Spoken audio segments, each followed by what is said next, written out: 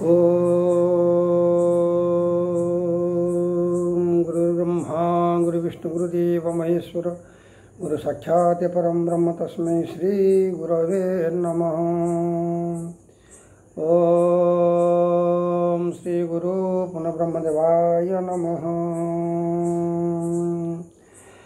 ओम गुरुर्ब्रह्मा गुरुविष्णु गुरुदेव महेश्वर गुरु साक्षात् परम ब्रह्म तस्मै श्री गुरवे नमः।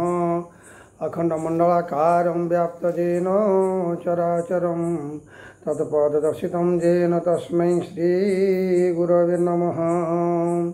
व्यास वसिष्ठ नप्तारं शक्तिपुत्र कल्मषं पराशरात्मजं वन्दे सुखतात तपोनिधिं।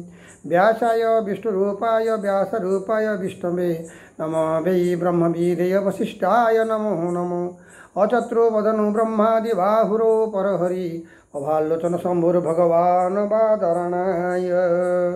ओम नारायणं नमस्कृत्य नरो चैव नरोत्तमं देवीं सरस्वती व्यासं ततो जयमुदीरयते। मुखं करोति वाचालं पङ्गुलङ्घयते गिरि यत्कृपातम वन्दे परमानन्दमाधवं। हरिः ओम। सज्जनों, भगवत प्रेमी आज होउछन्ति पवित्र भाद्रमास पूर्णिमा। यही पूर्णिमार नाम दुई प्रकार रही। गोटे भागवत जन्म आउ गोटे रही इंद्र उत्सव पूर्णिमा।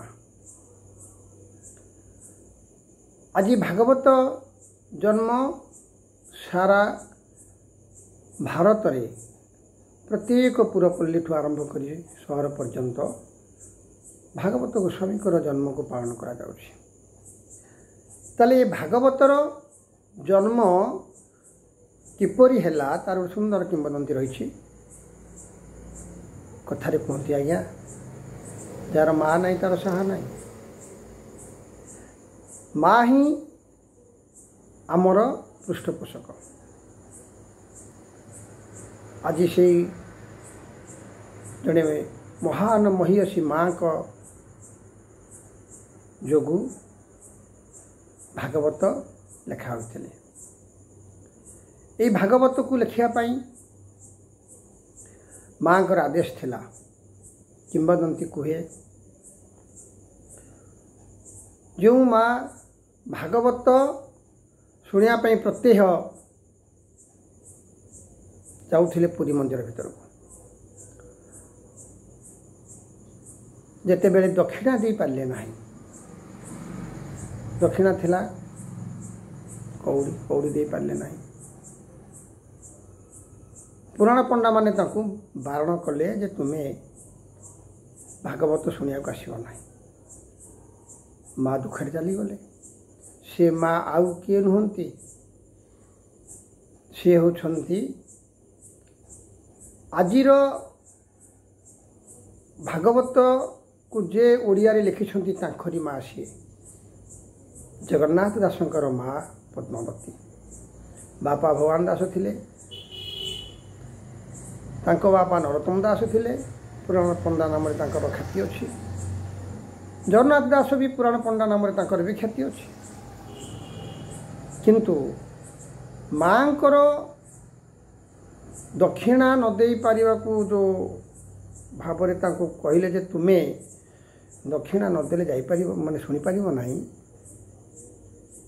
सेतिकी बेले माँ चिंता कले कहले जदि ओडिया रे भागवत को लिखि दिया जानता मो परिका केते असहाय माँ माने अछंती। गरीब माँ माने अछंती। मन थिले भी दक्षिणा दे न पारिबारु भागवत शुणिबार वंचित होती। कहले माँ पुअरे तू रामायण महाभारत गीता वेद वेदांत उपनिषद सबुथिरे पारंगत लाभ करिछु। हेले भागवत को टिके लिखि दंतुनि ओडिया रे। माँ कहले जगन्नाथ दास हठात ଶୁଣିଲା ମାତ୍ରେ ତାଙ୍କ ଦେହରେ ଗୋଟେ ଶିହରଣ ଖେଳିଗଲା। କହିଲେ ମା ନା ହଁ, ମାଆଙ୍କ କଥାକୁ ନାହିଁ କରିପାରୁନାହାନ୍ତି, ଲେଖିବାକୁ ସାହସ ପାଉନାହିଁ। କାରଣ ୟାର ପ୍ରତିବନ୍ଧକ ସ୍ୱରୂପ ଅଛନ୍ତି ପୁରାଣ ପଣ୍ଡାମାନେ, ସେମାନେ ପଇସା ଆଦାୟ କରୁଛନ୍ତି, କଉଡ଼ି ଆଦାୟ କରୁଛନ୍ତି, ଦକ୍ଷିଣା ପାଉଛନ୍ତି। ତାଙ୍କ ବିରୁଦ୍ଧରେ ମୁଁ ଲେଖିଦେଉଛି, ଭାଗବତ ମୁଁ ଓଡ଼ିଆ ଲେଖିଦେଉଛି, ତାହେଲେ ତାଙ୍କର ଗୋଟେ ପ୍ରକାର ରୋଜଗାର କମିଯିବ। କ'ଣ କରିବେ ଚିନ୍ତା କଲେ। ଜଗନ୍ନାଥ ଦାସ ହେଉଛନ୍ତି ଜଗନ୍ନାଥ ଭଗବାନଙ୍କର ମାନସ ପୁତ୍ର। ଆପଣମାନେ ଜଗନ୍ନାଥ ଦାସଙ୍କ ଏପିସୋଡ଼ ଶୁଣିଥିବେ, ଦେଖିଥିବେ, ଆଉ ସିଆଡ଼କୁ ନେବା ନାହିଁ। ତେଣୁ ଜଗନ୍ନାଥ ଦାସ ଚିନ୍ତା କଲେ ଯେ ଏ ସଂସ୍କୃତ ଭାଗବତକୁ ମୁଁ ଓଡ଼ିଆରେ କିପରି ଭାବରେ ଲେଖାଇବି। ଲେଖିଲେ ତ ମୋର ଅନେକ ପ୍ରତିବନ୍ଧକ ଅଛନ୍ତି।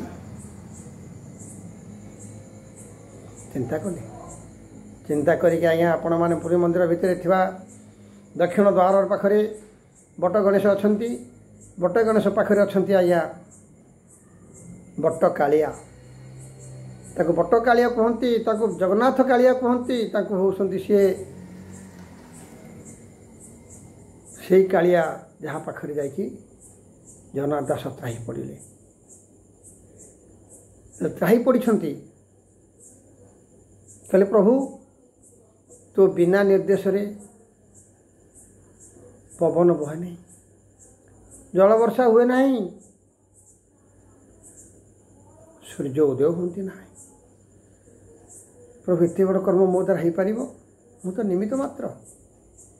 ହେ କାଳିଆ ସାନ୍ତ, ହେ କୋଟି ଓଡ଼ିଆର ମଣି, ହେ କୋଟି ପ୍ରାଣର ପ୍ରାଣ, ହେ କୋଟି କବିଲ୍ୟର ନାଥ ନୀଳାଚଳ ବିହାରୀ ପ୍ରଭୁ, ତୁମେ ଦୟାକର ଯେତିକି କହି କରପତ୍ର ଯୋଡ଼ି ବଟ କାଳିଆ ପାଖରେ ଆଜି ତ୍ରାହି ପଡ଼ିଛନ୍ତି ଜଗନ୍ନାଥ ଦାସ।